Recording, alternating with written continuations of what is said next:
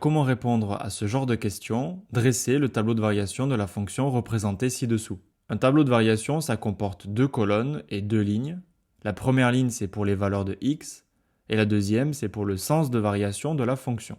La première étape, c'est déterminer l'ensemble de définitions de la fonction. Ici, d'après le graphique, l'ensemble de définitions, c'est l'intervalle -5, 6. On place alors -5 et 6 sur la ligne des valeurs de x. Deuxième étape, on va déterminer les changements de variation, c'est-à-dire quand est-ce que la courbe s'arrête de monter pour descendre et inversement, quand est-ce qu'elle s'arrête de descendre pour monter. Et on va noter les valeurs de x pour lesquelles ça se passe. Dans notre exemple, nous avons trois changements de variation.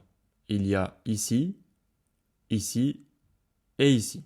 On note alors les valeurs de x, on a -3, 1 et 4. On place alors ces valeurs dans la première ligne. Maintenant, on va mettre des flèches dans le tableau pour indiquer le sens de variation de la fonction. On commence avec l'intervalle -5, -3.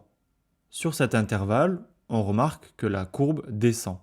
La fonction est donc décroissante. On va mettre dans le tableau une flèche qui descend pour l'indiquer. Sur l'intervalle -3, 1, la courbe remonte, la fonction est croissante, on met donc une flèche qui monte.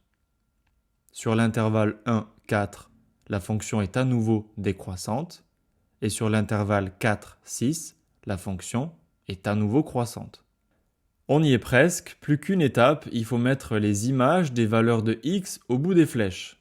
On a donc l'image de -5, qui vaut 3,5, l'image de -3, c'est 1, l'image de 1, c'est 3, l'image de 4, c'est -2, et enfin l'image de 6, c'est 2. Et c'est terminé, notre tableau est complet.